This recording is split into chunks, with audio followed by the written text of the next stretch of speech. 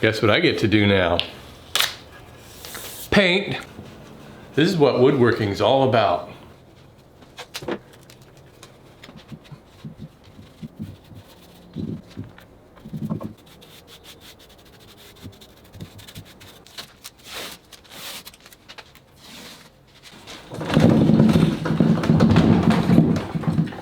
What I'm doing with these is I'm just drilling a couple holes on each edge and then just screwing it right into those little rabbet pieces, those cleats.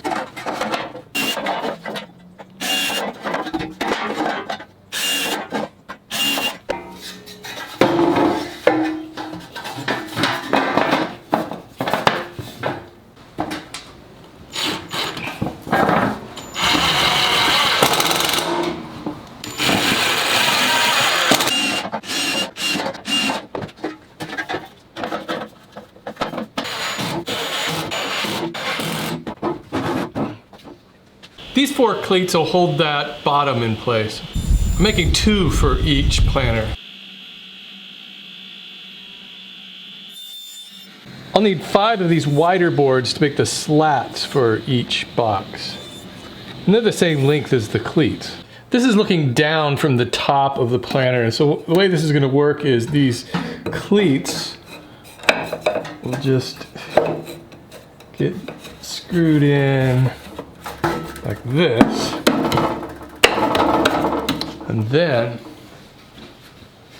all of these slats will sit on top of those. So there'll be a space in between each slat so that the water can drain. This last one I had to cut a little bit narrower, but it'll fit up in there like that. I'll just space them apart by eye. But before I can attach any of this, I need to paint all of these pieces because they're going to be in constant contact with dirt and water. The other thing I wanted to do is paint the bottom of these legs. I'm going to use a little of this Weld Bond glue and a screw to attach these cleats. I find Weld Bond works pretty good at adhering to painted surfaces. I've already marked a line here where I want this to sit. So, there.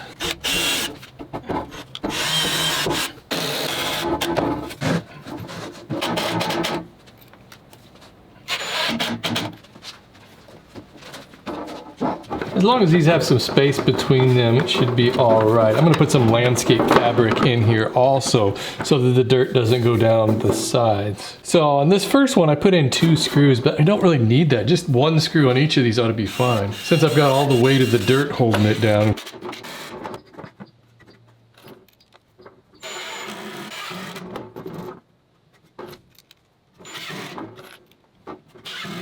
Well, it turns out I don't have enough of those pine boards to make the caps, but I do have this piece of oak.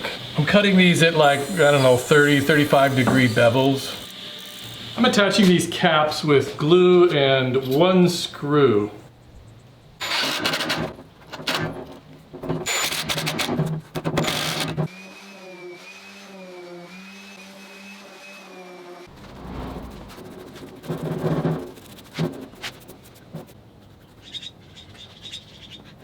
It's really interesting how the color of this paint changes when it dries. Here's the front of our house for comparison, and the blue door.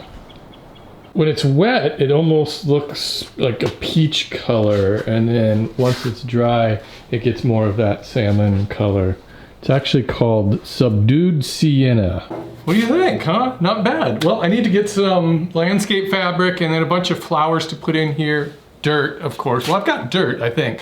And then I'll shoot some sort of a glamour shot for you. That'll be like later on, not today. Hey, before I go, I have some people I want to thank. A little bit of a mail call here. People have sent me things and I haven't had a chance to mention yet. First of all, big thanks to my friend Tim Sluter. He's been watching the show forever and ever, and he sent me, well, a stool sample.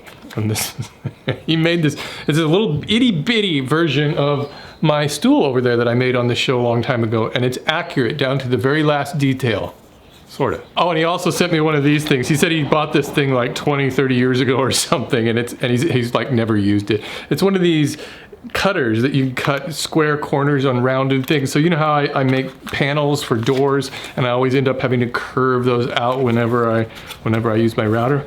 Now I can try this. And this is from an undefined viewer who sent me this cord management system. I haven't had a chance to put it in. This was back when I was making the printer stand. That's how backlogged I am on this. So sorry guys. Because he knew I mentioned how I can't stand the mess of cords there behind my computer. So I hope this helps. Couple more anonymous donations to the show.